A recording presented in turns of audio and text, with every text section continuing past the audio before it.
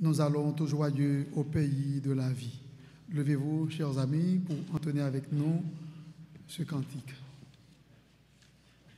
Mi bémol.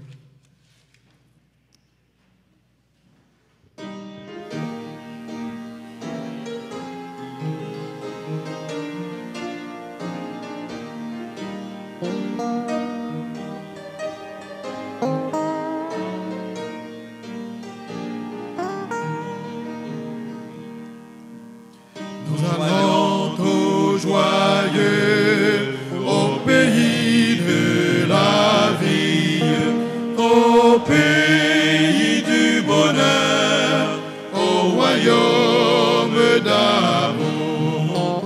Vous qui marchez encore sans Dieu dans la folie, oh dites, voulez-vous y venir de ce jour? Voulez-vous, voulez-vous y venir de ce jour? Oh, voulez-vous venir à ce Dieu plein d'amour?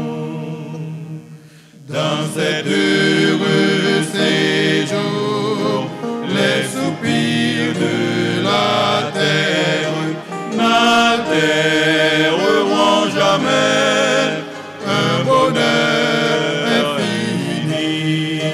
Vous tous qui languissez sans paix dans la misère, oh dites, voulez-vous y venir aujourd'hui?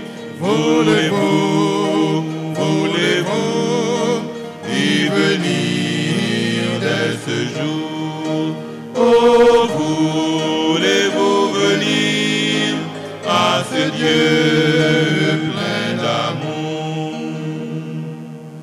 La plus de pauvreté n'est pour tous la richesse, l'héritage de gloire avec le Dieu d'amour. Jamais plus de péché, jamais plus de tristesse. Oh, dites, voulez-vous y venir dès ce jour? Voulez-vous, voulez-vous y venir dès ce jour? Oh, voulez-vous venir à ce Dieu plein d'amour?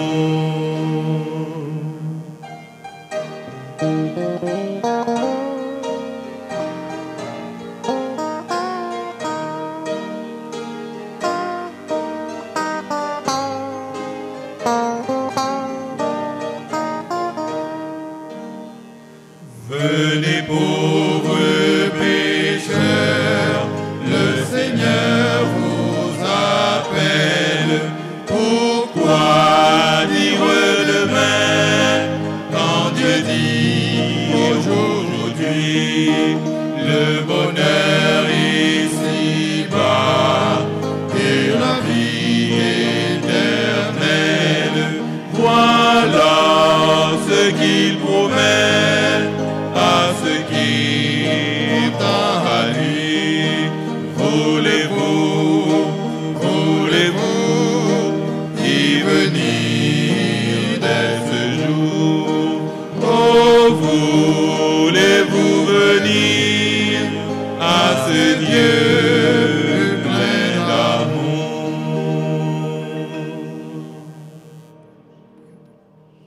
Le numéro 340 va nous introduire à la prière d'intercession. Viens mon âme, te réclame, car c'est toi qui m'as cherché.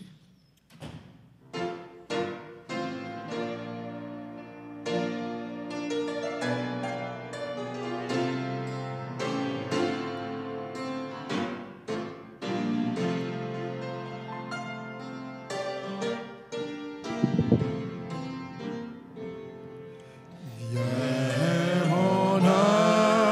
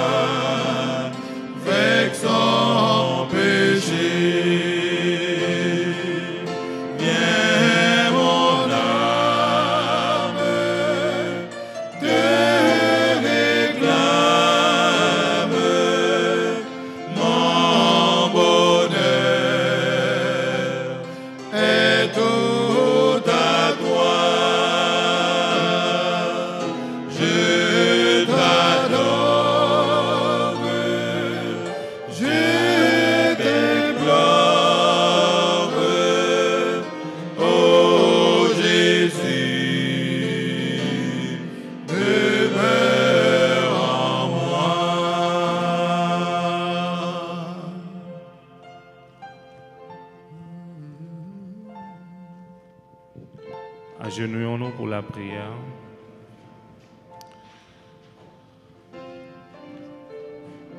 Notre Seigneur, notre Père, notre Dieu, ce soir, une fois de plus, nous voici en ta présence pour te remercier pour ces 2 jours de la campagne que tu nous donnes. Tandis que, Seigneur, nous avons prévu de passer 3 semaines, soir après soir, à tes pieds. Nous sommes venus avec nos requêtes en ta présence et nous sommes certains, Seigneur, que nos prières sont déjà exaucées. Nous voulons te prier, Seigneur, pour nos amis visiteurs qui sont en train d'arriver et qui ont des besoins de prière en ce moment dont nous ne connaissons pas. Mais toi qui sondes les cœurs et les reins, nous te demandons, Seigneur, de les exaucer et qu'ainsi qu'ils puissent témoigner pour toi. Nous voulons te prier, Seigneur, pour tous ceux et toutes celles qui ont déposé des bouts de papier par la foi dans cette boîte. Tu connais, Seigneur, leurs besoins, leurs attentes. Nous te demandons, Seigneur, de bien vouloir exaucer leurs prières pour la gloire de ton Saint-Nom. Nous voulons ce soir te prier pour le prédicateur de ton choix, Pasteur Edson, qui va s'adresser à nous. Nous te demandons, Seigneur, de bien vouloir nous présenter ton message sans aucune altération. Et ainsi, Seigneur, ton Saint-Esprit puisse nous aider à bien le comprendre, et cela pour notre bien spirituel. Tu connais nos besoins et nos attentes. Il y en a qui sont malades, il y en a qui ont des problèmes, qui ont déposé leur bout de papier. S'il te plaît, notre Père, exauce-nous, et c'est au nom de Jésus que nous t'en prions. Amen.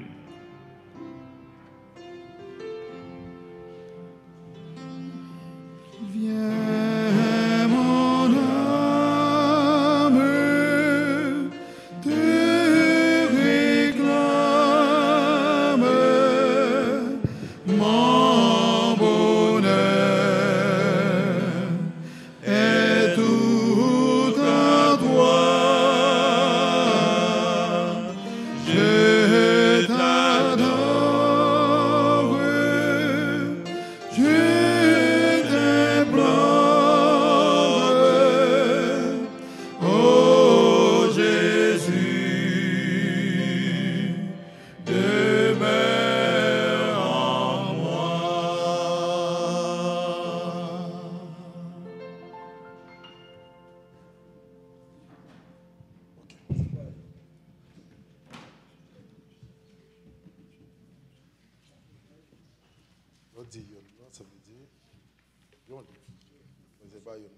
Nous vous demandons encore une fois de vous mettre debout.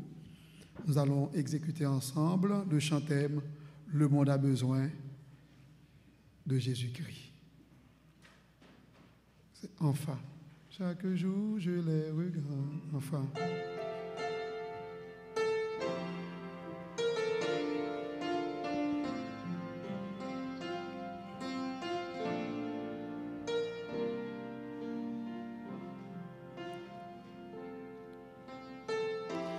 Chaque jour je les regarde, quand ils passent autour de moi, des gens pressés et troublés, cherchant au tonner, avançant dans la douleur, vivant dans la peur. Ils essayent de le cacher. Jésus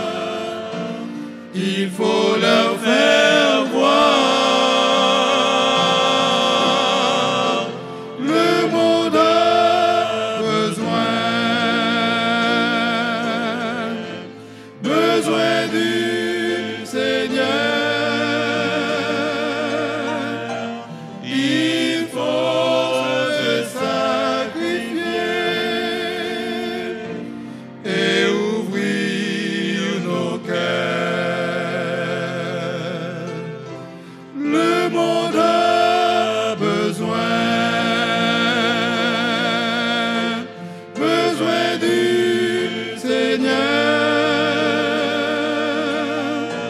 quand il n'y a plus d'espoir, il faut leur faire voir. Le monde a besoin du Seigneur. Il faut se sacrifier et ouvrir nos cœurs.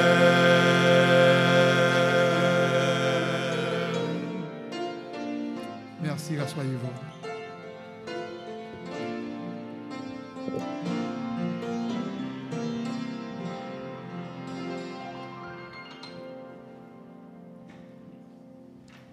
Frères et sœurs, bonsoir. Par la grâce de Dieu, nous sommes ensemble ce soir pour continuer avec notre étude sur la parole de Dieu. Êtes-vous content d'être là? On est content d'être ensemble. Combien de visiteurs avons-nous avec nous ce soir? Nous aimerions donner quelques petits cadeaux à nos amis visiteurs. Si les amis sont là,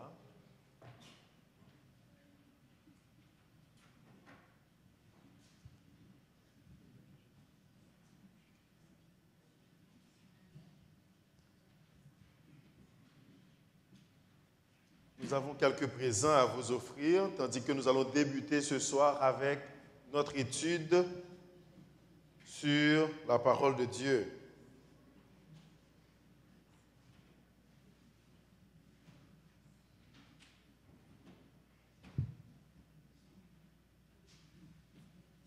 Hier soir, nous avions considéré ensemble un sujet disant que les experts de ce monde font des prédictions. Ils donnent des prédictions qui se basent sur la probabilité de réalisation. Mais personne n'est sûr que ces prédictions vont se réaliser. Et on a vu qu'avant l'an 2000, il y avait plusieurs prédictions pour l'an 2000. Mais, à l'encontre de tout ce qu'on avait comme provision pour l'an 2000, on a vu le contraire. On projetait d'avoir la paix en l'an 2000. Mais depuis l'an 2000, la terre est bouleversée. On comptait avoir la santé pour tous en l'an 2000. Mais nous voyons à quel rythme les gens tombent malades. Ce soir, nous allons considérer la partie 2 de ce sujet.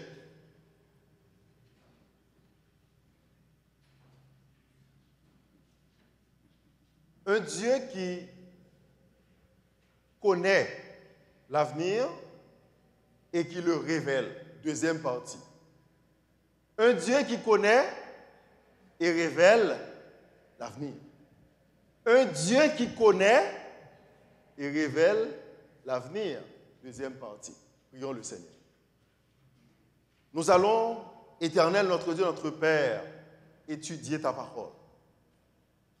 Nous avons besoin de la présence de ton Esprit Saint pour nous permettre de comprendre cette parole qui nous conduit vers la vie. Ouvre l'esprit de chacun de nous à tes pieds. En Jésus-Christ, ton Fils, nous te prions. Amen. Le Dieu de la Bible est un Dieu qui connaît le passé, qui maîtrise le moment présent et qui connaît le futur. Nous n'avons pas un Dieu qui soit pris au dépourvu, ne sachant pas ce qui s'était passé, ou un Dieu qui maintenant voit les choses arriver sans avoir le contrôle, ni un Dieu qui attend afin de voir ce qui va arriver, mais c'est un Dieu qui contrôle le temps. Il est le Dieu d'éternité. Le temps est entre ses mains comme un grain de sable. Le temps est entre les mains de notre Dieu comme un grain de sable entre nos mains.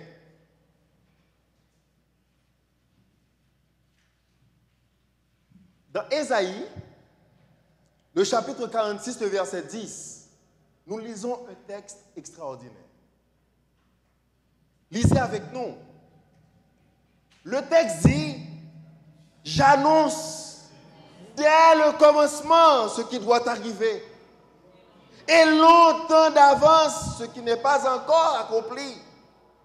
Je dis, mes arrêts subsisteront et j'exécuterai toute ma volonté. » L'Éternel dit, j'annonce dès le commencement ce qui doit arriver. Hier, nous avions lu dans la Bible que Jésus avait dit que quand les hommes diront paix et sûreté, une ruine soudaine les surprendront. Mais les hommes, eux, ils avaient dit, nous allons préparer la paix. Nous allons préparer la paix. Mais ce que Dieu lui avait annoncé, c'est ce qui est arrivé. Au lieu de paix, on a vu qu'à partir de l'an 2000, la date prévue par les experts pour entrer dans l'ère de la paix, tous les grands pays de la terre sont devenus des lieux de troubles. Il n'y a plus de paix, même dans ces pays où il y a beaucoup d'armes, où la sécurité semble au top niveau, mais personne n'est en sécurité. Dieu dit, moi, l'Éternel Dieu, j'annonce dès le commencement ce qui doit arriver et longtemps d'avance ce qui n'est pas encore accompli. Je dis, mes arrêts subsisteront. C'est-à-dire, ce que moi j'annonce, ce que moi je dis qui doit arriver, arrivera. Ce qui nous ramène à notre thème. Oui, je viens bientôt. Si Jésus lui déclare qu'il va revenir, aucune puissance ne peut l'en empêcher. Personne ne peut bloquer le retour de Jésus. Il va revenir. Mais ce qu'il nous faut faire, nous autres, c'est nous assurer, est-ce que nous sommes dans le bon côté? Est-ce que nous serons prêts pour acclamer le Seigneur Jésus quand il reviendra? Le Seigneur Jésus va revenir. Mais la terre, des fois, nous donne des événements, nous présente des situations qui nous font réfléchir en tant que chrétiens. Et si nous oublions qui nous servons comme Dieu, il se peut que nous tournons le dos à notre Dieu. Des fois, la terre présente des situations difficiles. On peut vous poser la question, si votre Dieu est aussi puissant, mais pourquoi vous tombez malade? Si votre Dieu est si puissant, pourquoi vous n'avez pas de travail? Si votre Dieu est si puissant, pourquoi vous n'avez pas assez d'argent pour l'évangélisation?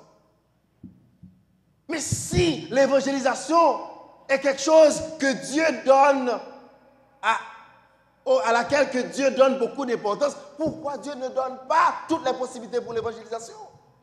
Quand on se pose ces questions-là, on peut remettre en question la puissance de Dieu. Mais c'est si nous ne connaissons pas notre Dieu.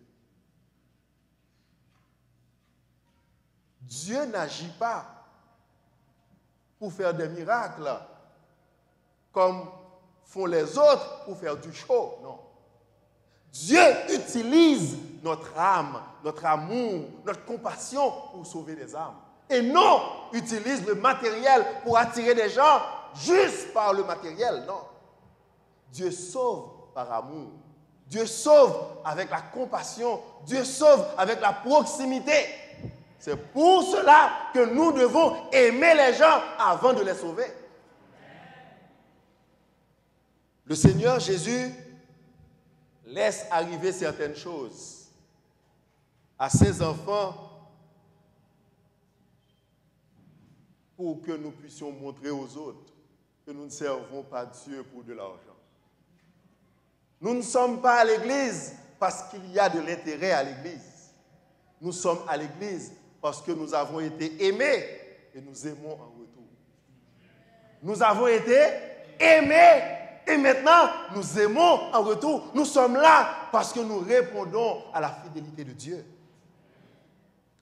En 1940-1941, l'Allemagne était à la conquête de l'Europe avec un chef, je dirais, hors commun. L'Allemagne se donnait comme objectif de contrôler la terre.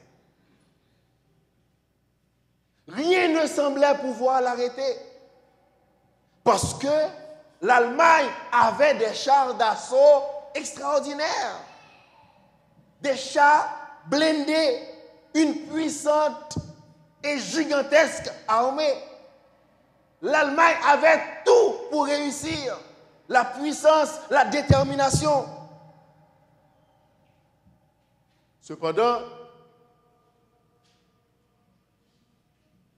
tous les autres pays de l'Europe, même avec l'armée et les armes qu'ils possédaient, ils ne pouvaient résister à la force d'Hitler.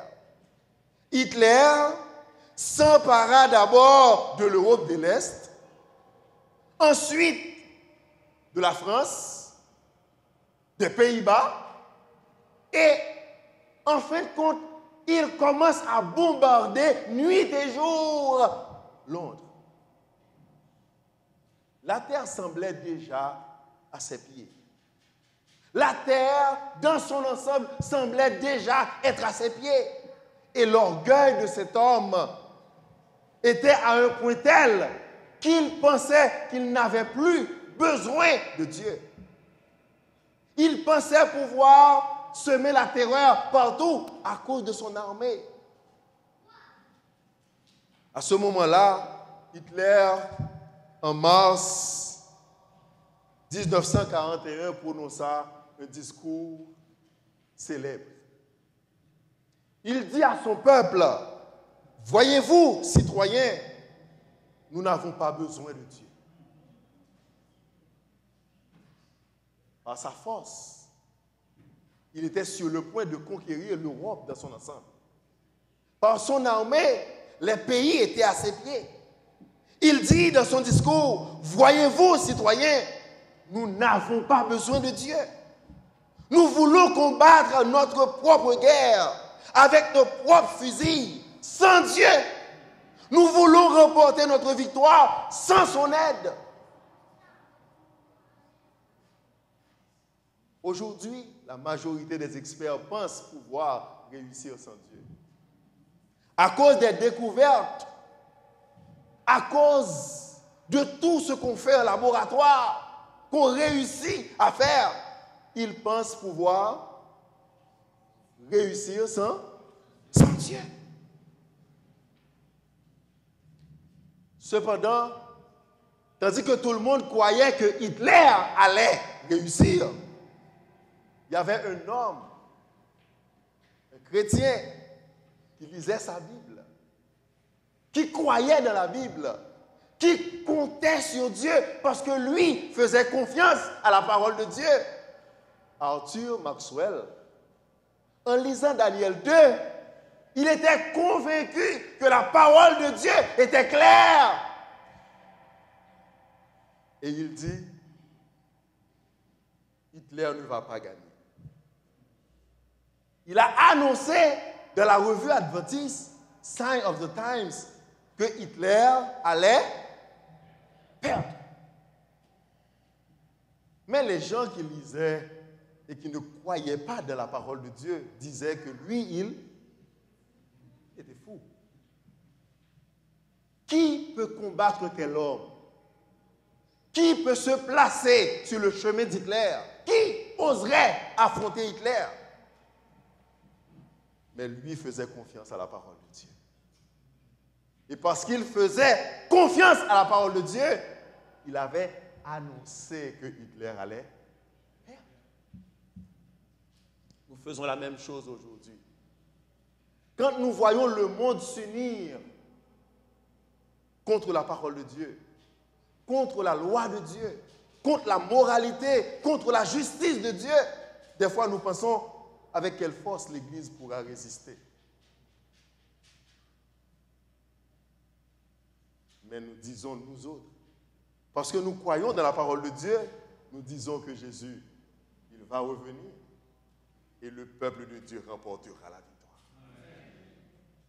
Mais nous ne prêchons pas parce que nous sommes vainqueurs, non. Nous prêchons parce que nous aimons les autres. Nous ne prêchons pas pour faire la louange du peuple de Dieu, non.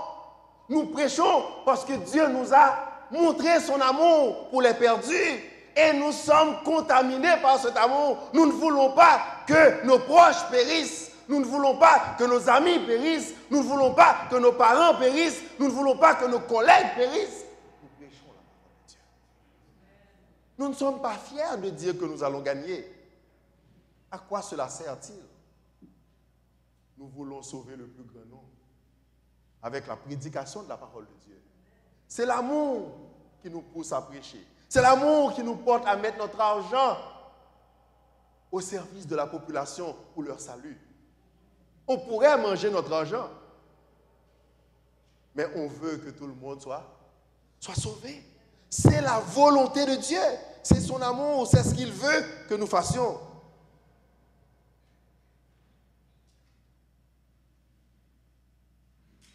Dans la Bible, nous avons un événement qui nous montre la grandeur de Dieu sur le temps. Nous allons étudier un passage de la parole de Dieu dans Daniel 2. Dans les années 605 avant Jésus-Christ, le roi Nebuchadnezzar II, empereur de Babylone, attaqua et conquit Jérusalem. C'était des enfants de Dieu. C'était des enfants de Dieu qui priaient, mais le peuple, parce qu'il n'avait pas écouté la parole de Dieu, Dieu avait permis que peuple étranger envahisse le territoire et les emmène en captivité. Je pense que Daniel, qui était parmi ces captifs, il se disait, mais Seigneur, pourquoi permets-tu que j'aille moi-même qui suis fidèle en captivité? C'est des questions qu'on se pose des fois parce que nous sommes limités. Nous ne comprenons pas pourquoi le Seigneur permet de telles choses. Quand nous prions, quand nous sommes fidèles, quand nous marchons sur la parole de Dieu, nous ne voulons pas voir. Nous ne pouvons pas comprendre tout ce que Dieu veut réaliser par nous, à travers nous. Daniel aussi a été emmené en captivité à Babylone. Arrivé à Babylone, dans la cour du roi, Daniel a été au service de ce roi païen. Dieu a permis que son serviteur fidèle soit placé dans un palais comme serviteur de roi païen. C'est absurde. Et nous disons à tout le monde que notre Dieu est tout-puissant. Nous disons à tout le monde que notre Dieu est tout-puissant. Mais quand eux, ils voient que Dieu permet ces choses, ils disent que votre Dieu n'est pas puissant. Ils ne comprennent pas les voies de Dieu. Ils ne comprennent pas pourquoi Dieu permet certaines choses. Daniel non plus ne comprenait pas cela. Daniel non plus ne comprenait pas cela. Des fois, vous traversez par des moments difficiles. Des fois, vous êtes admis dans un lieu pour travailler. Vous n'aimez pas ce lieu. Vous n'aimez pas vos collègues. Vous n'aimez pas la situation dans laquelle vous travaillez. Mais est-ce que vous savez pourquoi Dieu a permis que vous soyez dans cette place? Vous devez vous mettre à genoux et demander à Dieu, pourquoi suis-je ici? N'ai-je pas une mission à accomplir pour toi? Pourquoi suis-je ici, humilié? On change mon nom. Daniel ne s'appelait pas Daniel de la cour de Pharaon. On a changé son nom pour l'identifier aux païens. Il a été renommé Belshazzar. Mais le Seigneur avait un plan. Tandis qu'il était dans la cour royale, le roi Nebuchadnezzar II eut un songe. Il était troublé dans son sommeil. Il ne pouvait plus dormir à cause de cette vision qu'il a eue. Il était troublé. Il se disait, ce rêve n'est pas normal. Depuis mon enfance, j'ai eu des rêves, j'ai eu des visions, j'ai eu des rêves normaux. Mais ce rêve a une signification spéciale.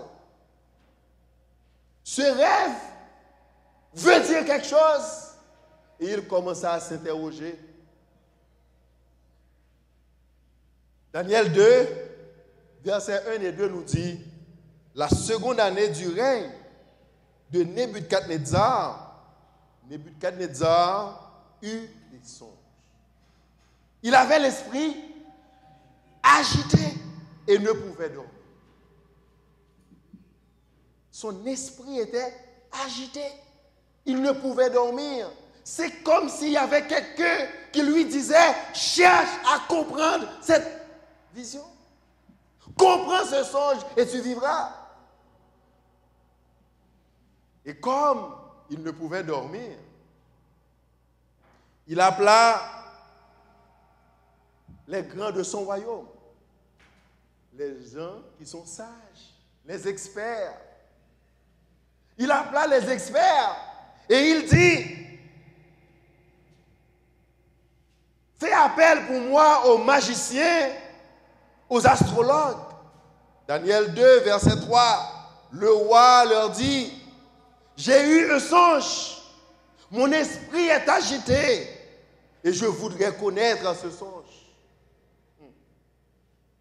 J'aimerais être à la place de ce roi parce que je n'aimerais pas être à la place de ces astrologues. Quelqu'un a fait son rêve, lui, sur sa couche. Il me demande pas seulement l'explication, mais il me demande de lui raconter son rêve à lui. Un rêve que lui a fait, il veut que je sois au courant de son rêve. Ils dirent au roi, donne-nous le rêve. C'est la chose la plus simple. Donne-nous le rêve et nous en donnons l'explication. En général, c'est ce qu'on fait. C'est ce qu'on fait.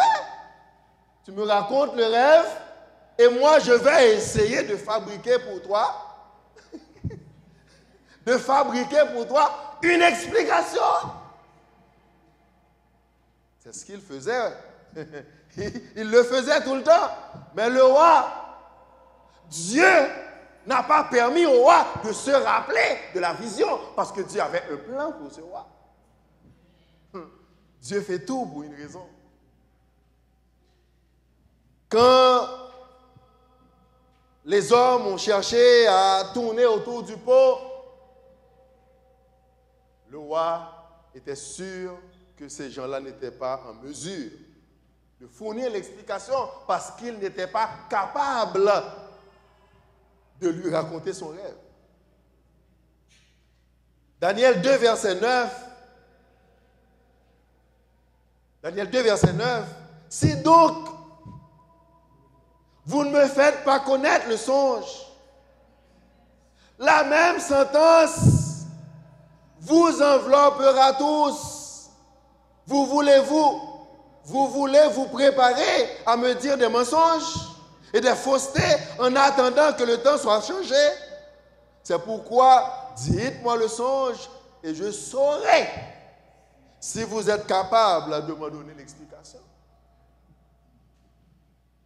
Si vous n'êtes pas en mesure de dire le songe, vous ne serez pas en mesure de donner l'explication non plus.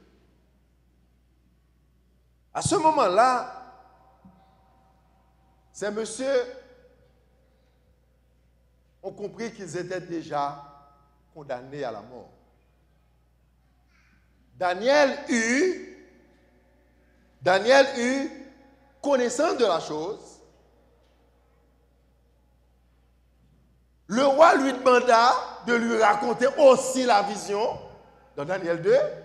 Mais Daniel lui dit, mais roi, ce que tu demandes, ce n'est pas quelque chose qu'on demande à un humain. On ne demande pas à un humain de vous dire ce qui se passe dans votre esprit.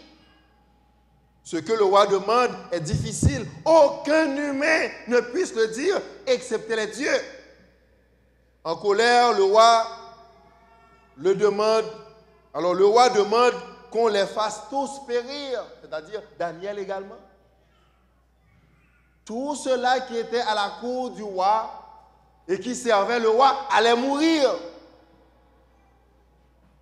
Mais les enfants de Dieu ont toujours, par la prière, un recours pour échapper à la destruction. Les enfants de Dieu ont toujours un recours pour la destruction afin de s'échapper. Et cette porte vers la solution, c'est toujours là, la prière. Daniel prit connaissance de la sentence du roi. Il alla trouver ses amis. Il demanda de lui accorder du temps. Il demanda au roi de lui accorder du temps afin de lui fournir l'explication. Daniel demande de l'aide de ses compagnons. Il demanda à ses amis de l'aider à prier, déplorer la miséricorde de Dieu.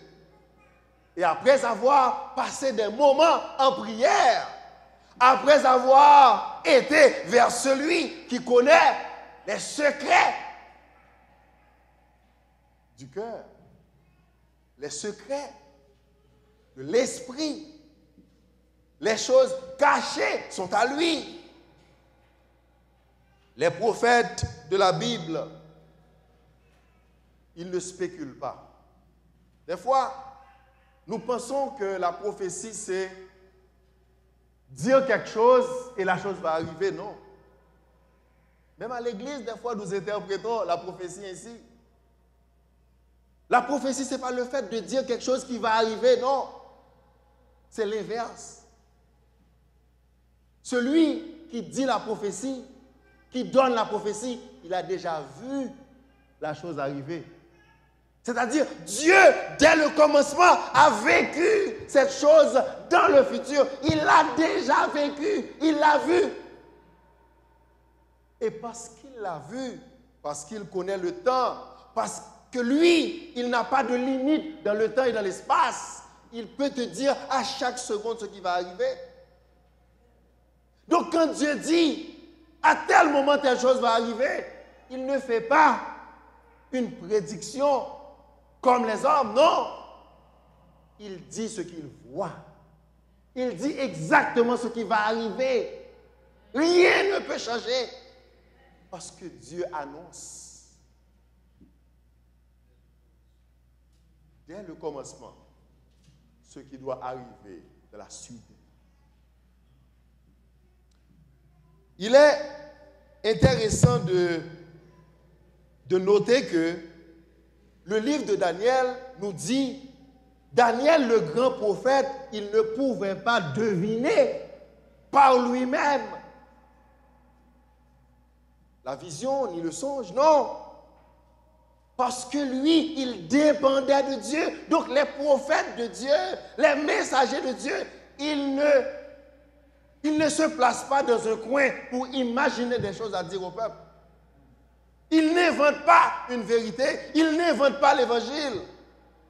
Donc quelqu'un qui monte la chair, qui prend un micro et qui commence à raconter n'importe quoi pour faire des disciples, il n'est pas un envoyé de Dieu. Si Dieu ne t'a rien dit, ferme la bouche. Si tu ne connais pas la parole de Dieu, reste tranquille. Nous devons annoncer la parole de Dieu.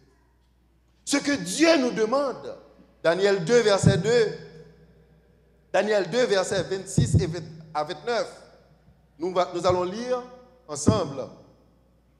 Le roi prit la parole et dit à Daniel, qu'on nommait Belshazzar, es-tu capable de me faire connaître le songe que j'ai eu et son explication? Es-tu capable? Des fois, nous avons la prétention, parce que nous avons été utilisés le mois dernier, le Seigneur nous a donné la chance. En priant pour quelqu'un, la personne s'est rétablie et nous pensons qu'à partir de ce moment-là, nous sommes des guérisseurs. Oh ma soeur, je vais te guérir.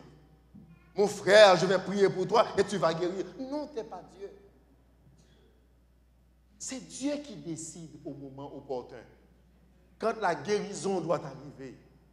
Quand un miracle doit se réaliser au sein de son peuple. Et Dieu ne donne pas les miracles comme ça. Dieu le fait pour le bien de son peuple. Et Dieu mesure les bénédictions qu'il nous donne.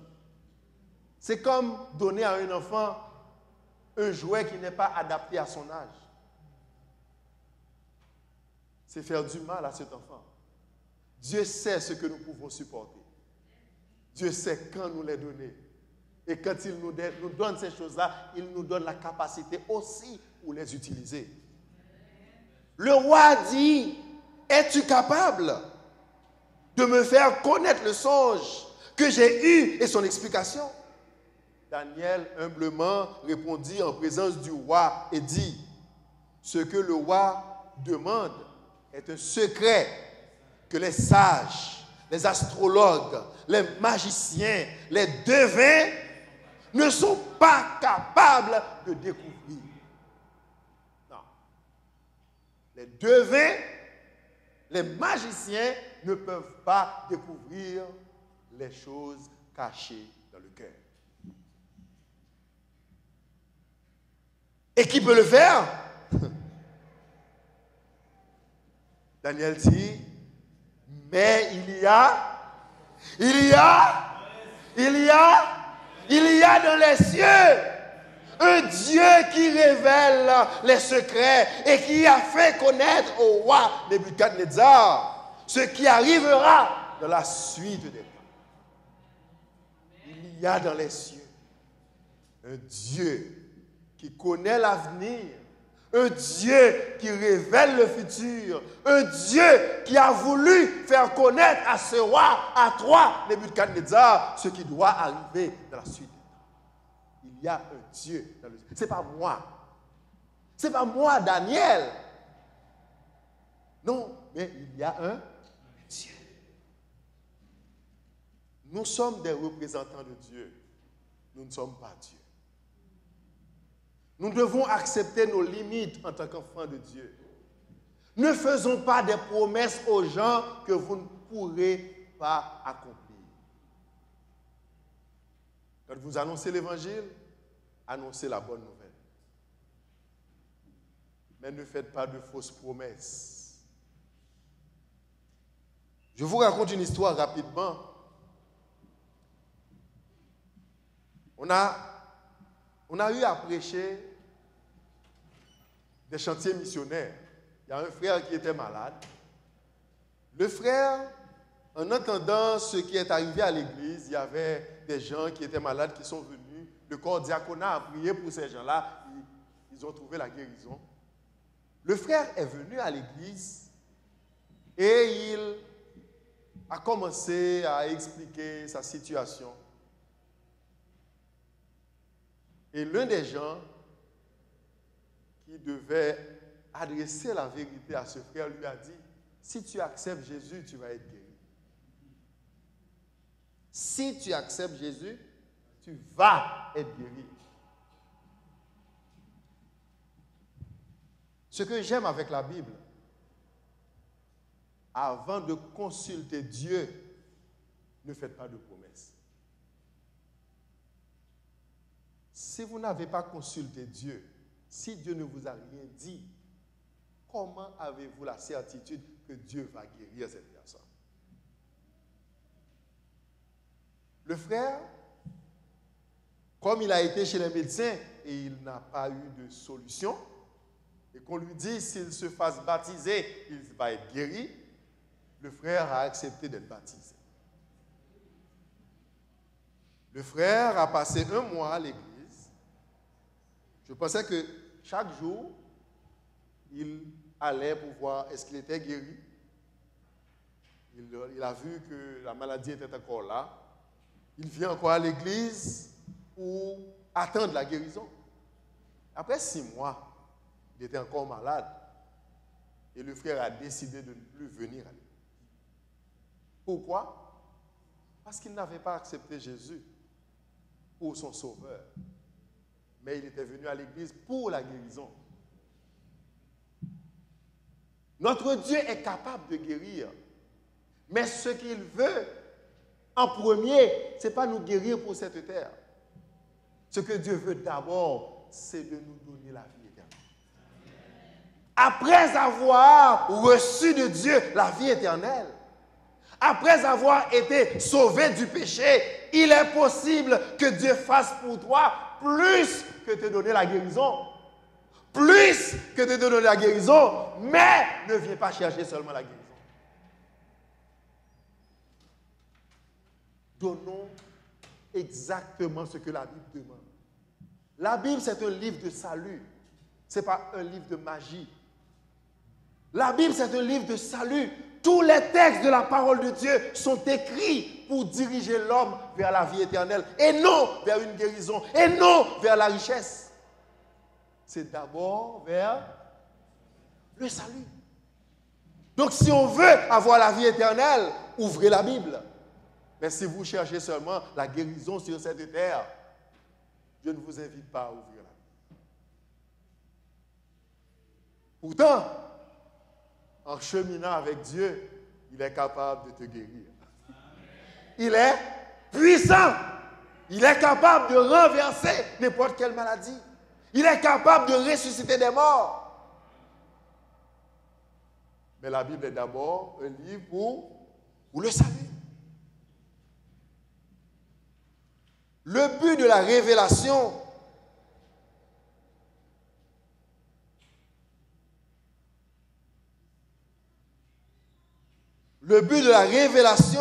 de la prophétie, nous le trouvons dans Daniel 2, verset 30.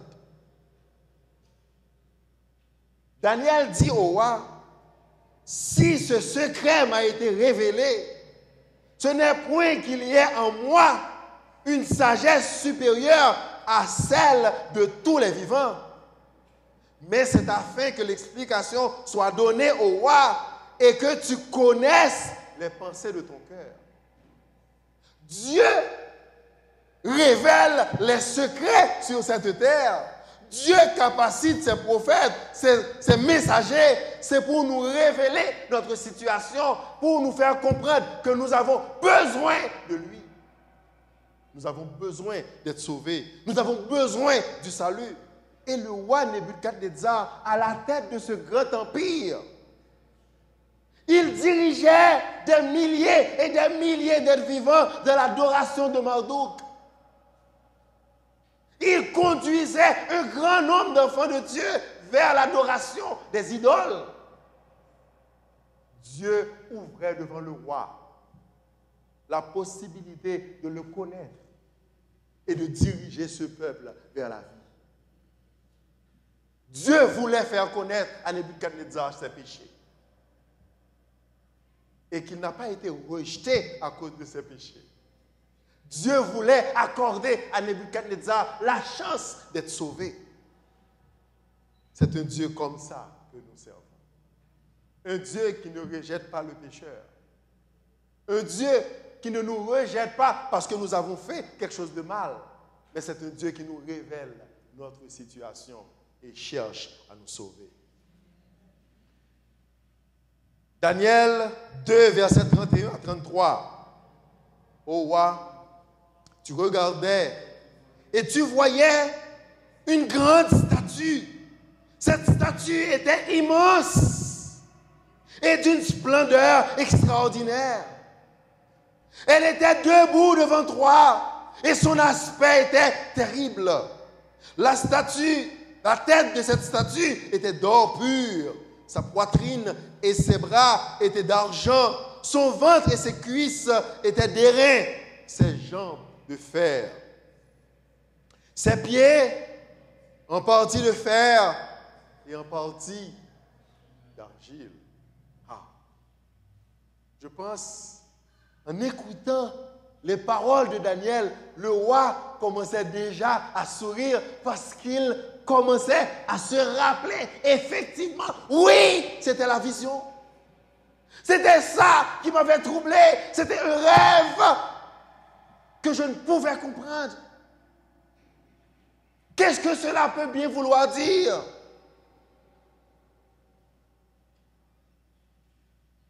Et ce qui effrayait le roi le plus, la statue était immense. La statue était terrible par sa grandeur. Mais le texte dit, tu regardais cette statue immense. Lorsqu'une pierre se détacha, sans le secours d'aucune main, frappa les pieds de fer et d'argile de la statue et les mit en pièces. Alors le fer, l'argile, l'airain, l'argent et l'or furent brisés ensemble et devinrent comme la balle qui s'échappe d'une aire en été. Et le vent les emporta, et nulle trace n'en fut retrouvée. Mais la pierre qui avait frappé la statue devint une grande montagne et remplit toute la terre. Il y a un contraste dans le texte. Une pierre. Le mot utilisé, c'est comme une petite pierre, insignifiante. Une statue immense d'un côté, colossale, terrifiante, et de l'autre côté, une petite pierre. La statue effraya le roi.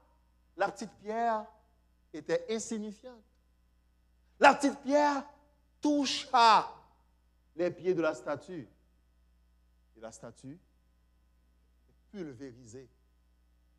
La statue est pulvérisée. La pierre insignifiante est devenue, au moment même après la disparition de la statue, une immense montagne.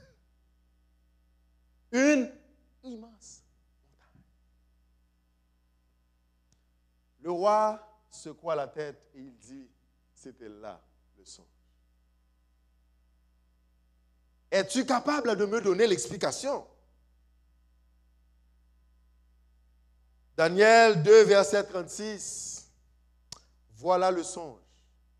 Lui dit Daniel, nous en donnerons l'explication devant le roi.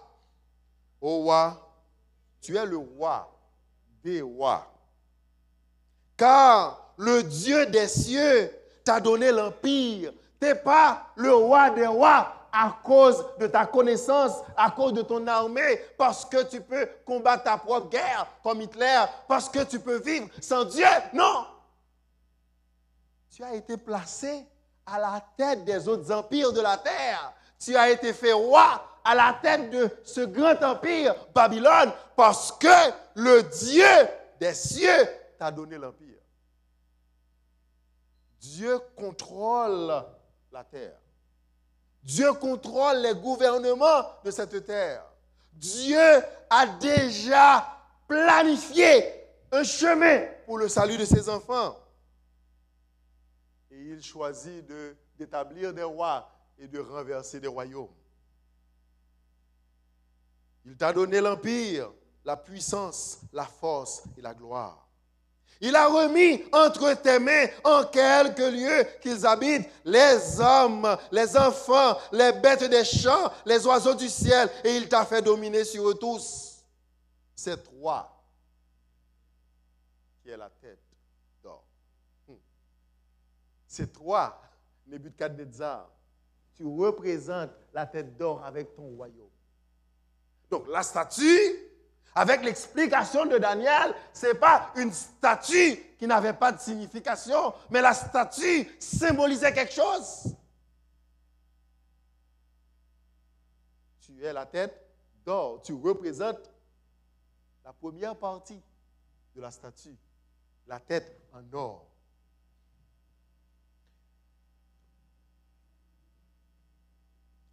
Daniel poursuit et il dit, après toi, c'est-à-dire après ton royaume, il s'élèvera un autre royaume. C'est-à-dire, Nebuchadnezzar ne pouvait rien faire pour rester roi jusqu'à la fin. Nebuchadnezzar, même en dressant tous les hommes de son royaume, en les plaçant dans son armée, il ne pouvait pas rester parce que Dieu lui dit après toi, c'est-à-dire ton royaume doit tomber pour que notre royaume puisse le remplacer. Après toi se lèvera un autre royaume, moindre que le tien. Puis un troisième royaume qui sera d'airain.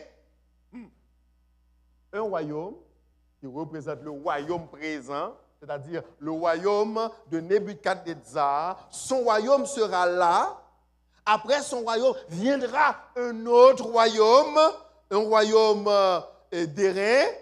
Ensuite, il y aura un royaume d'argent, ensuite un royaume d'airain, et il y aura un quatrième royaume fort comme du fer. De même que le fer brise et rompt tout, il brisera et rompra tout. Comme le fer qui met tout en pièces. Et comme tu as vu les pieds et les orteils en partie d'argile et d'argile de potier et en partie de fer, ce royaume sera divisé.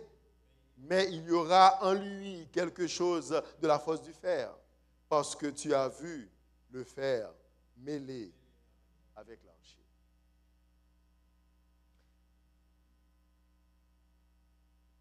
Le thème de notre campagne, c'est « Oui, je viens bientôt ». En lisant ce passage, essayons d'imaginer les serviteurs de Dieu qui vivaient à l'époque de Daniel. Dieu révèle au roi Nebuchadnezzar une statue.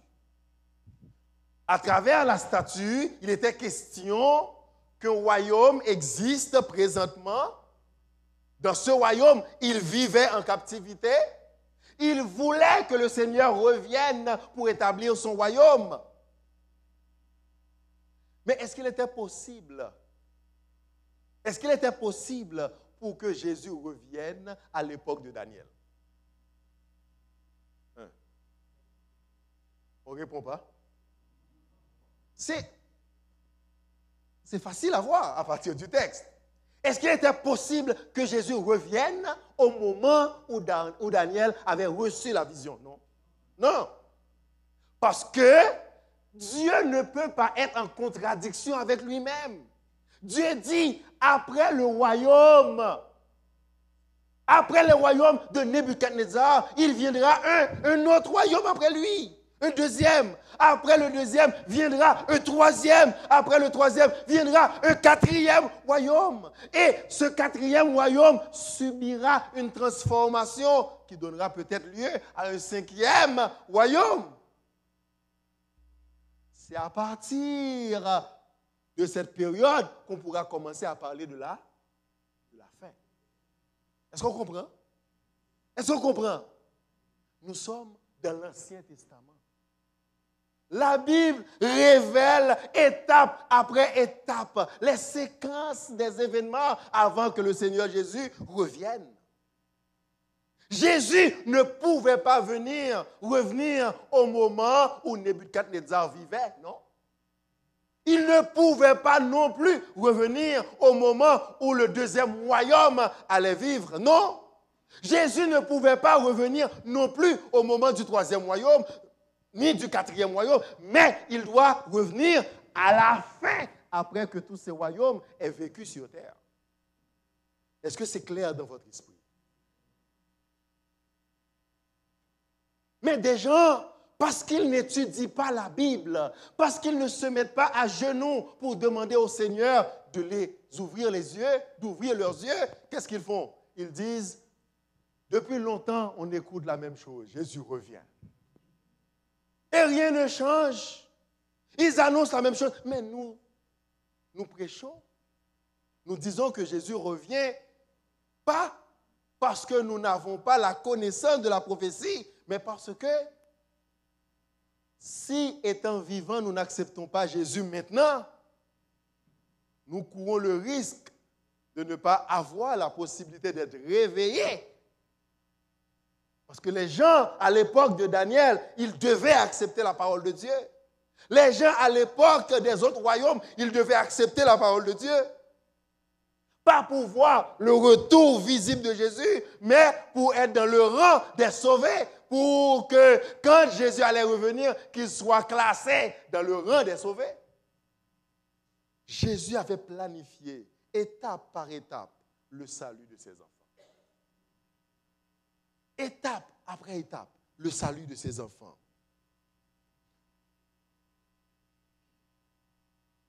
Daniel va donner l'explication au roi. Daniel 2, versets 42 à 44. Et comme les doigts des pieds étaient en partie de fer et en partie d'argile, ce royaume sera en partie fort et en partie fragile. Tu as vu le fer mêlé avec l'argile, parce qu'ils se mêleront par des alliances humaines, mais ils ne seront point unis l'un à l'autre. De même que le fer ne s'allie point avec l'argile. Dans le temps de ces rois, le Dieu des cieux suscitera un royaume qui ne sera jamais détruit et qui ne passera point sous la domination de notre peuple. Il brisera et anéantira tous ces royaumes-là et lui-même subsistera éternellement. Amen. Hitler voulait unir l'Europe, faire une seule nation. Il voulait faire mentir la Bible. C'est une façon de dire que Dieu n'existe pas. Si on peut prouver que la parole de la Bible, c'est un mensonge, donc on prouve par là même que Dieu n'existe pas. Parce qu'il avait de l'argent, il avait le pouvoir, il avait les armes nécessaires pour faire la guerre, il pensait pouvoir faire mentir la Bible. Le pouvoir, l'argent et tout ça nous rend des fois orgueilleux à un point tel qu'on oublie que Dieu est Dieu. Nous oublions que Dieu est Dieu. Mais Arthur Maxwell, en lisant cette partie, il comprenait qu'il était impossible que le fer s'allie avec l'argile. Parce que Dieu avait déjà dit que cela ne se fera pas. Il peut y avoir une union, Mais cette union sera faite par des alliances, par des contrats. Vous voyez?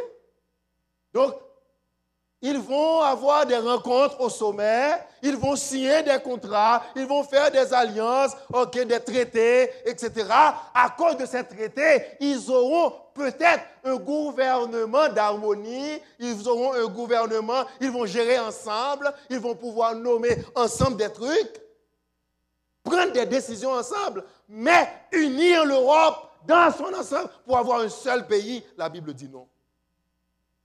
La Bible dit non, cela ne se fera jamais.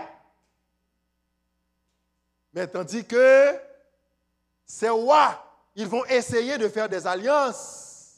Ils vont faire des alliances de la suite des temps.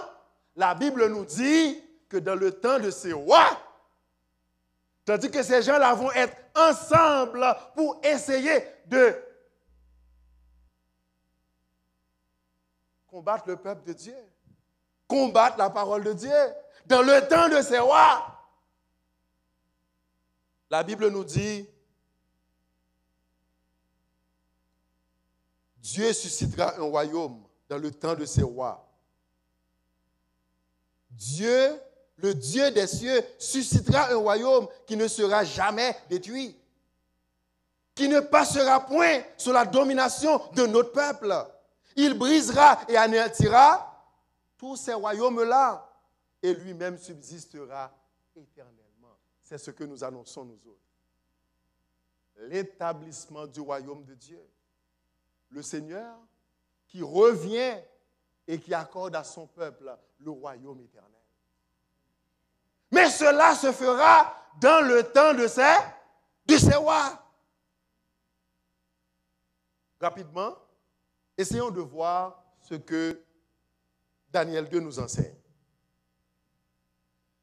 À l'époque de Daniel, aux environs de 606-605 avant Jésus-Christ, il y avait un roi qui s'appelait Nebuchadnezzar qui régnait à la tête de l'empire babylonien.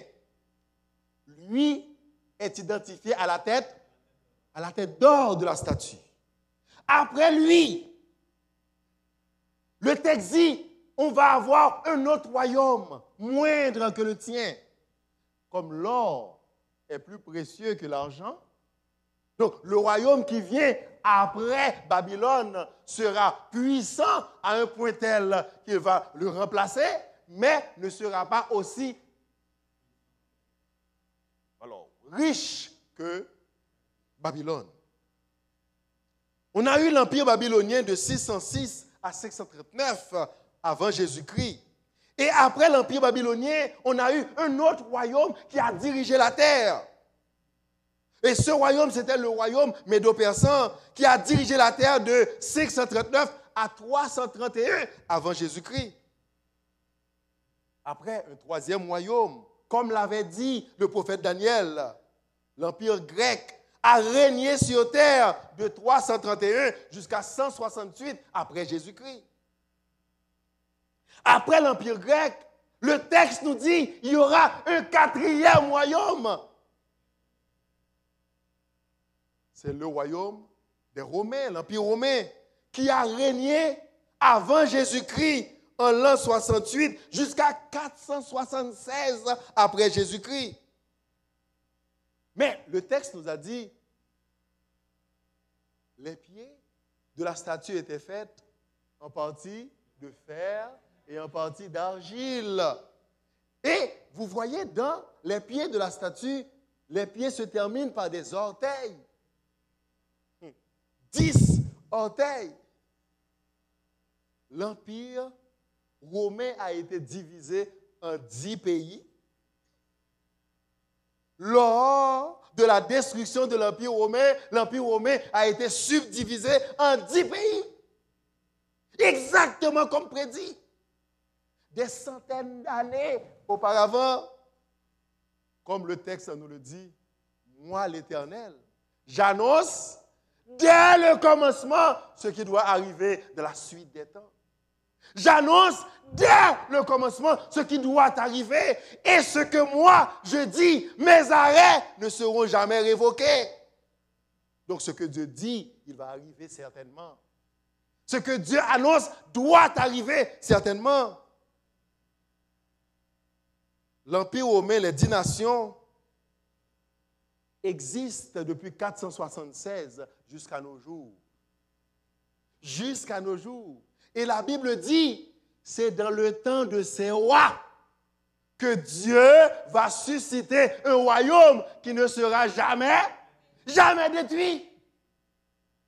Chers amis, vous qui nous écoutez, nous sommes à la fin de tout ce que la terre n'a jamais connu. Il n'y aura pas un autre royaume. Nous sommes dans la dernière période. Le seul événement majeur que la terre va connaître très bientôt, qui sera mondial, c'est le retour de Jésus. C'est pour cela que nous mettons notre énergie, notre force, notre consécration, nos convictions à annoncer la parole de Dieu. Nous prions pour nos âmes. Nous prions pour vous. Nous prions pour nos amis, nous prions pour les membres de nos familles, nous prions pour tout le monde, parce que la terre est dans une situation difficile. Le texte dit, ils feront des alliances. Ils feront des alliances. C'est tandis que ces rois-là, ils vont faire des alliances pour régner sur la terre, pour établir un seul royaume sur la terre. À l'encontre de la parole de Dieu, la Bible dit, c'est dans le temps de ces rois que le Dieu des cieux, il va susciter un royaume qui ne sera jamais détruit. Je ne sais pas si vous lisez les journaux comme je les lis. Maintenant, qu'est-ce qui se fait à travers la terre? Il y a des alliances. Tous les chefs de gouvernement, ils doivent faire des voyages pour signer des traités. Ils doivent faire des voyages pour avoir une manière de diriger ensemble. Une même façon de voir. Autrefois, j'étais chef de mon pays, je faisais seulement ce que je devais faire dans mon pays.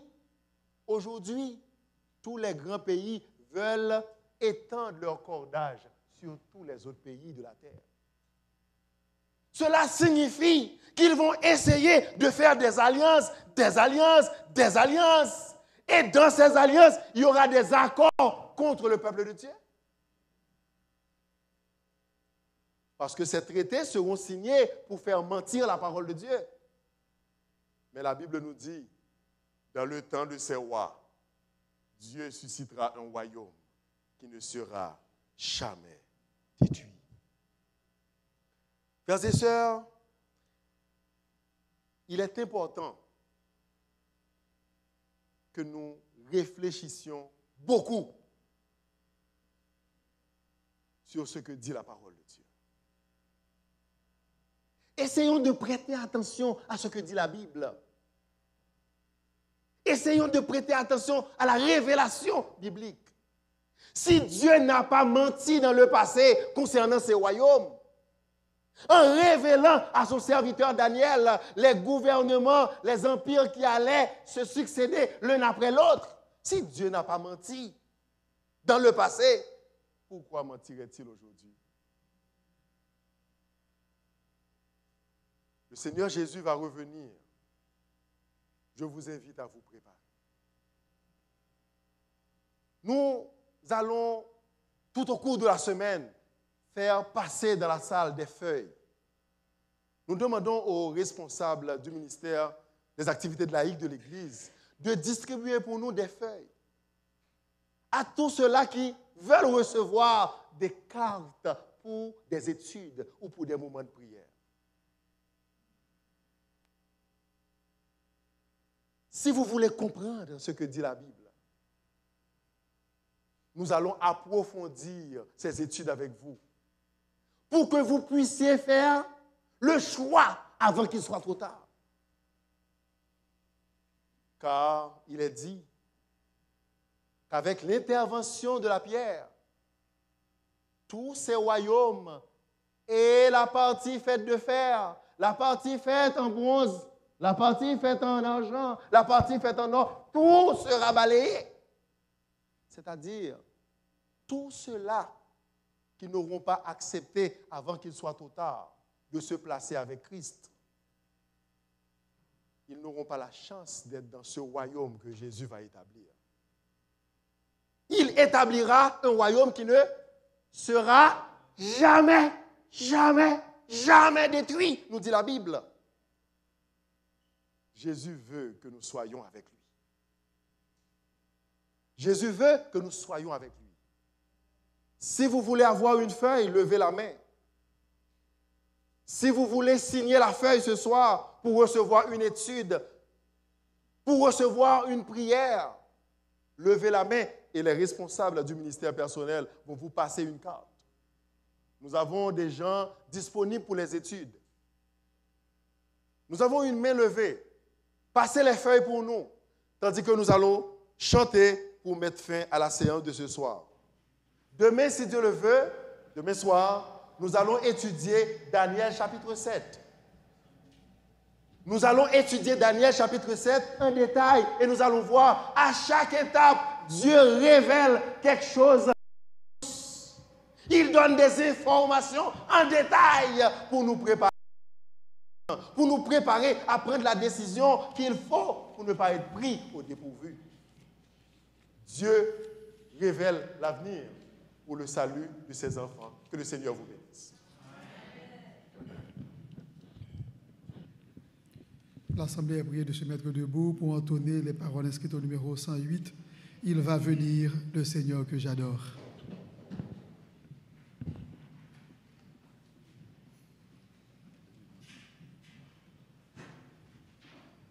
Le numéro 108, il va venir, le Seigneur que j'adore, en la bémol.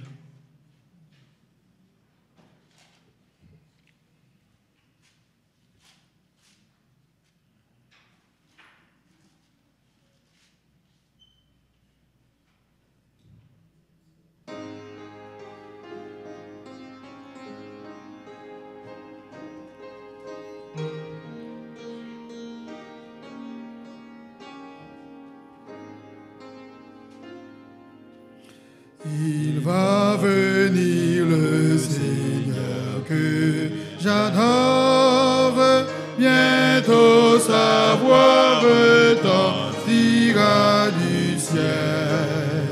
Amer regard l'horizon se colore des purs rayons du soleil éternel.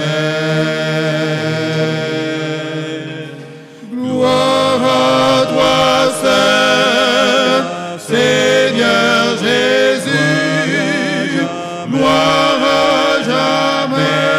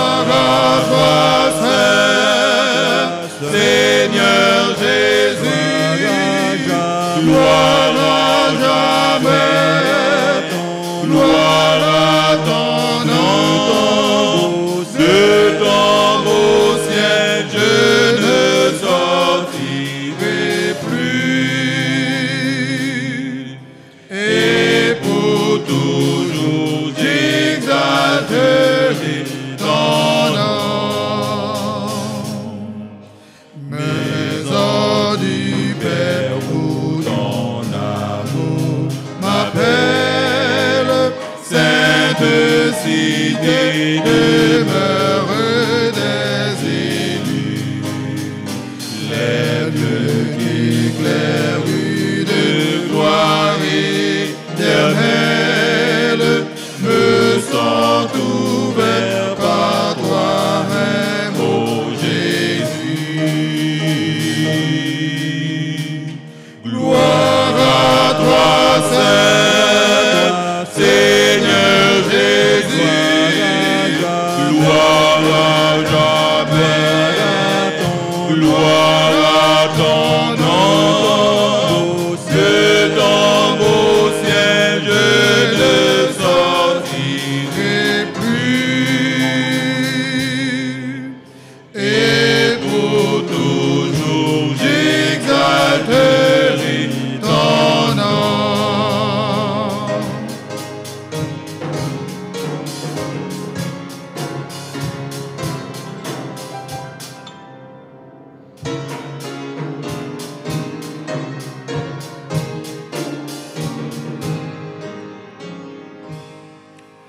Bonheur ineffable, cantant ta gloire, aux yeux des rachetés, tu paraîtras.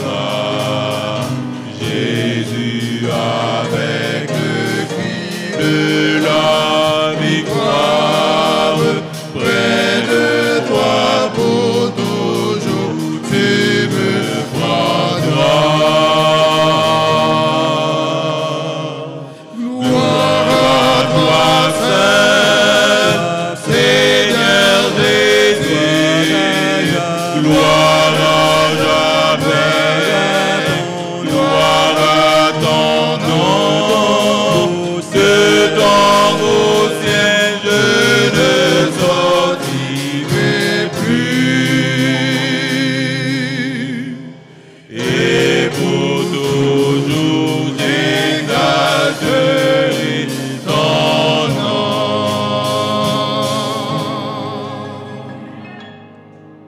Céleste Père, nous sommes sur le point de laisser ces lieux pour nous rendre à la maison. Nous venons d'écouter ta parole, cette révélation qui nous montre avec quelle assurance que tu révèles l'avenir, avec des détails. Tu annonces la fin dès le commencement. Tu sais déjà, Seigneur, quelle sera la fin de cette terre. Et tu nous annonces que nous devrons prendre place pour être avec toi. Merci, Céleste Père, de nous montrer tes pouvoirs. Tu es sans limite. Merci de nous montrer ton amour aussi pour nous en envoyant ton Fils Jésus mourir sur la croix à notre place. Donne-nous, Seigneur, l'intelligence pour comprendre ces événements, pour comprendre ton amour, ta main tendue vers nous et qui veut nous sauver. Donne-nous, Seigneur, de te laisser prendre la place dans notre vie, de prendre le contrôle de nos cœurs, de nos esprits et de nous préparer pour la fin de ces choses. Que nous soyons prêts lors de ton retour. Et si nous devons partir avant le temps, que tu nous donnes, Seigneur, de dormir entre tes bras et de pouvoir nous réveiller au matin de la résurrection pour vivre avec toi l'éternité bienheureuse. Renvoie-nous, Seigneur, de ces lieux avec l'onction de ta paix et de ta grâce. En Jésus-Christ, ton Fils, nous te prions, lui qui vit et qui règne au siècle des siècles. Amen. Nous chantons le chantème.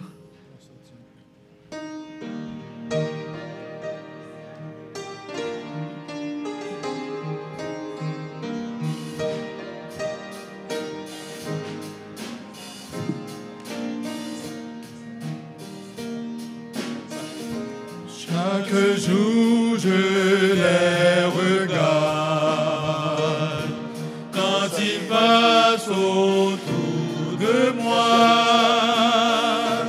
des gens pressés, troublés, cherchant où tourner, avançant dans